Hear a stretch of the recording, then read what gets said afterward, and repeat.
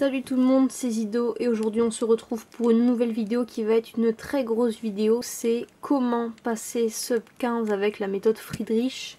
Autrement dit, comment faire moins de 15 secondes à chaque fois avec la méthode Friedrich. Dans cette vidéo, je vais tout simplement vous donner tous les conseils que moi j'ai appliqués pour passer sub 15. C'est-à-dire que j'étais pas sub 15, j'arrivais pas à passer sub 15. Qu'est-ce que j'ai fait pour que ça marche? Qu'est-ce que j'ai fait pour enfin passer sub 15? Donc je vais tout vous dire dans cette vidéo, vous dire exactement ce que moi j'ai fait. Donc si ça marche avec moi, ça marchera avec vous, il n'y a rien de magique. Donc c'est parti, on commence tout de suite. Donc vous n'êtes pas sans savoir que la méthode Friedrich c'est la croix, les F2L, les OLL, les PLL. Donc on va faire dans cet ordre là.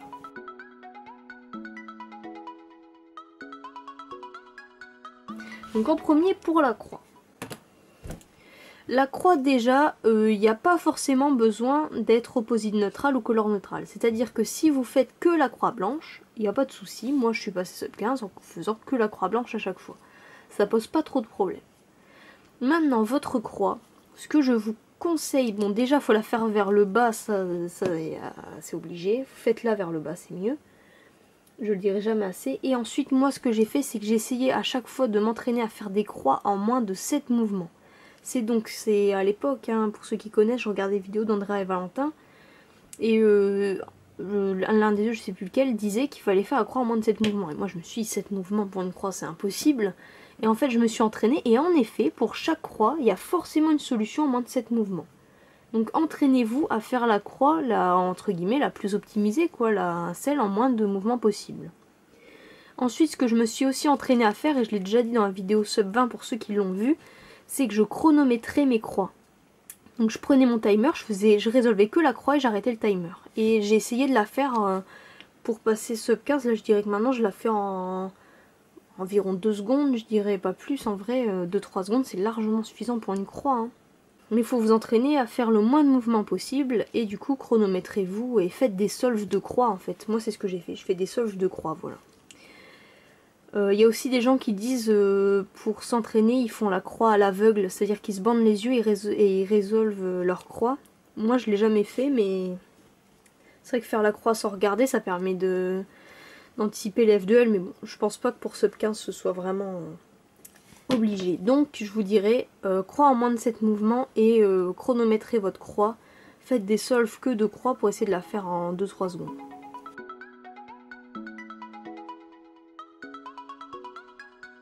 Maintenant pour les F2L, ce que je peux vous donner comme conseil, déjà, c'est de savoir, déjà, bon, faut avoir un algo par cas de F2L, hein.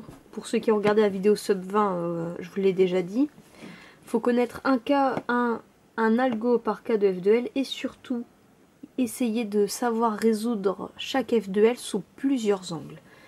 Alors oui, c'est compliqué, j'ai mis beaucoup de temps à savoir faire ça, mais c'est vraiment pratique. Par exemple, j'ai une paire, je suis placée comme ça, donc je dois l'insérer là, celle-là ici, je dois l'insérer là-bas derrière. La différence entre faire un regrip et l'insérer, ou l'insérer par derrière. Je pense que lequel est le plus rapide, la réponse est vite répondue, c'est l'insérer par derrière. Et bien il faut savoir faire ça pour chaque cas. Moi je sais le faire pour chaque cas je sais au moins le résoudre par l'avant et par l'arrière. D'accord? Donc déjà si vous savez résoudre chaque cas par l'avant et par l'arrière, c'est très bien, vous allez perdre beaucoup moins de temps. Après vous pouvez aussi savoir résoudre chaque cas de F2L sous tous les angles. Est-ce que ça va plus vite? Pas pour chaque cas, mais il y a des cas où ça peut être plus rapide. Par exemple celui-là, ce cas de F2L, je sais le résoudre sous cet angle-là, mais c'est un algo un peu chiant, alors que si je fais ça, mon algo est beaucoup plus rapide. Du coup, je préfère faire un regrip pour résoudre cette F2L, même si je sais la résoudre de tous les angles. Donc, moi, ce que je peux vous conseiller, c'est de regarder le tuto, c'est Andrea de Andrea et Valentin qui l'avait fait, donc ouais, à l'ancienne, hein, c'est pour ceux qui connaissent. Moi c'est grâce à eux, à ce tuto que j'ai appris à résoudre la F2L sous tous les angles. Tous les algos ne sont pas parfaits dans leur tuto, hein, mais au moins ils disent bien qu'il y a des cas qui sont plus rapides quand on fait un regrip Et au moins essayer d'apprendre par deux angles différents, quoi, par devant et derrière, pour pas être bloqué, faire des regrippes tout le temps. Ça c'est mon premier conseil, donc F2L sous plusieurs angles, c'est vraiment important. Ensuite, là je vais vous parler d'un truc qui s'appelle le slow turning, et qui fait peur aux gens. Pourquoi? Parce que le slow turning c'est chiant. C'est le meilleur truc pour améliorer ses F2L, mais moi j'aime pas en faire, mais en fait c'est quoi? C'est tout simplement, vous devez aller plus lentement pour aller plus vite. C'est-à-dire que si vous faites le bourrin, que vous faites ça, et vous essayez de faire l'algo le plus rapide à chaque fois, mais à chaque fois vous faites une pause entre chaque F2L, ce sera moins rapide que si vous faites vos F2L doucement, par exemple là je me suis trompée, en regardant ce qui se passe autour, en anticipant. C'est pas forcément mieux de faire le plus vite possible. Genre là, regardez, si je fais mon slow turning, j'ai anticipé, j'ai vu ce qui s'est passé ici, là j'ai vu celle-là, ici j'ai vu celle-là, bah c'est... Je pense pas avoir mis plus de temps que si j'avais bourriné pour chaque cas. Donc voilà, donc le slow turning, c'est en fait d'essayer d'aller lentement au F2L pour ne jamais s'arrêter. C'est-à-dire que dans vos F2L, vous devez faire aucune pause. Donc pour s'entraîner, c'est facile, hein. Vous prenez votre cube, vous lancez pas de chrono, et vous essayez, quand vous résolvez vos F2L, de faire 0 pause. Par exemple là, je fais ça, je tourne mon cube, la deuxième F2L, je me suis pas arrêtée entre deux, la troisième, je me suis pas arrêtée entre deux, la dernière non plus. Voilà, c'est le slow turning. Il y a des tutos de slow turning, moi j'en ai pas fait pour le coup, mais il y a des tutos de slow turning qui existent si ça vous intéresse. Mais en fait, c'est juste essayer de faire 0 pause dans vos F2L. Voilà, donc voilà, c'est vraiment en fait parce que dès que vous faites une pause, vous perdez une seconde. Et du coup, si vous calculez, il y a 4 F2L, vous perdez entre chaque F2L une seconde, vous perdez déjà 3 secondes. Bah, vous commencez déjà votre solve avec 3 secondes de pénalité, quoi. Donc voilà, donc si on récapitule, F2L sous plusieurs angles et ne pas faire de pause, donc le slow turning.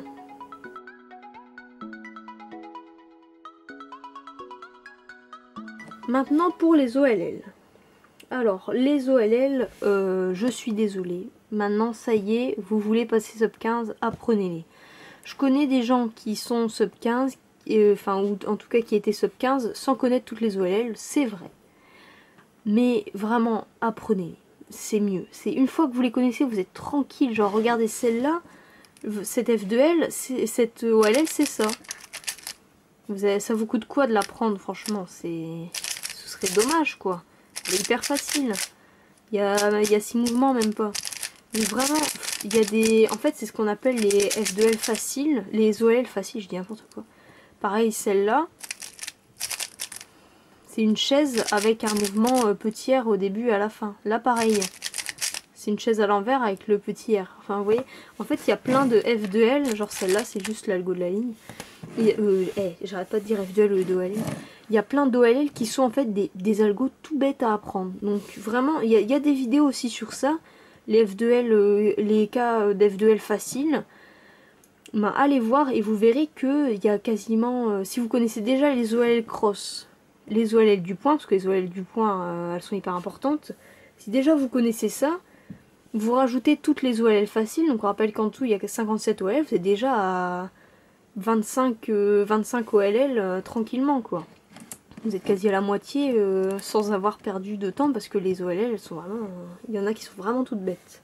Donc ça, pour les OLL, c'est bien. Donc apprenez-les toutes et surtout, parce qu'il y a plusieurs algos par OLL. Il existe plein d'algos pour chaque OLL.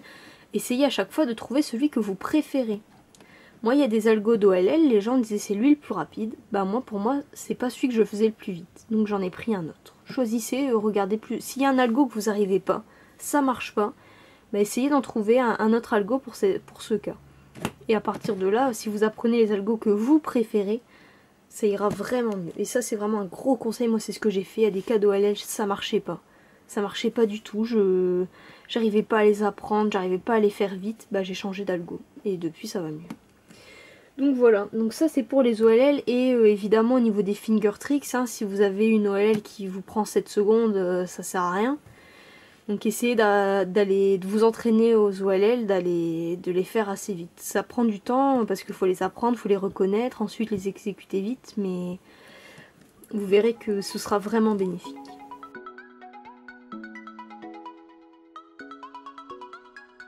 Ensuite pour les PLL, donc les PLL ça, full PLL obligé, hein, vous n'avez pas le choix.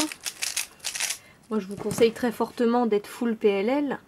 De toute façon là, si vous n'êtes pas sub 20 c'est inquiétant. Mais apprenez toutes les PLL, surtout vous devez essayer de les reconnaître même quand elles ne sont pas alignées. Par exemple celle-ci là, si je tombe dessus comme ça ou comme ça, je saurai la reconnaître. Vous voyez? Donc ça c'est important, essayez de... Vous voyez là elle n'est pas alignée.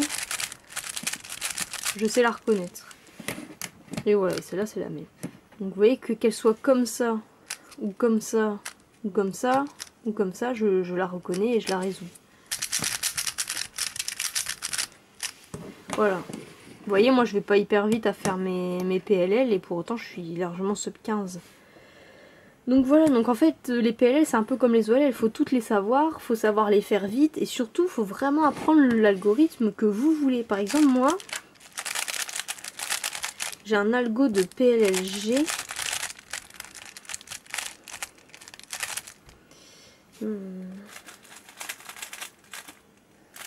Voilà. Cet algo là de PLLG, donc avec le bloc ici, j'ai changé d'algorithme parce que j'avais appris un algo et en fait pour moi j'arrivais pas à le faire vite, c'était pas intuitif. Or que là j'en ai appris un autre et je préfère. Et ben voilà, donc choisissez vos algos. S'il y a un algo que vous n'arrivez pas, changez-le, prenez-en un autre. Il y en existe forcément plusieurs pour chaque cas. Voilà, donc pour les PLL, soyez full PLL et apprenez les algos que vous voulez.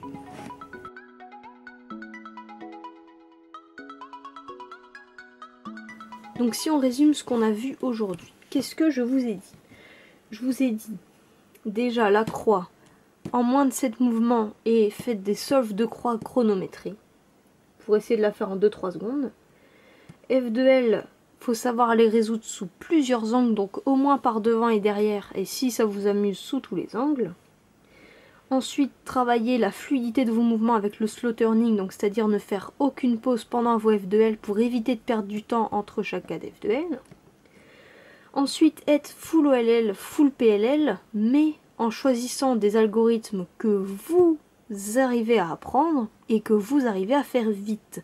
Si un algorithme ne vous convient pas, choisissez-en un autre. Et ensuite, pour les PLL, essayez de repérer quand la PLL n'est pas alignée. Donc, peu importe où vous tombez, vous voyez la PLL, vous la faites. Voilà, donc moi je vous ai dit tout simplement ce que moi j'ai fait pour être sub 15. J'ai rien inventé, j'ai tout sorti de moi ce que j'ai fait. Là, ce que je vous dis, c'est ce que moi j'ai fait. C'est-à-dire que j'ai fait des solves de croix encore et encore et encore jusqu'à la faire en 2-3 secondes. J'ai fait du slow turning, j'ai fait en sorte de plus jamais faire de pause dans mes F2L. J'ai appris toutes les OLL, j'ai appris toutes les PLL, j'ai changé les algorithmes pour en prendre des plus rapides. J'ai appris des finger tricks d'OLL, voilà. Voilà ce que j'ai fait moi pour passer sub 15.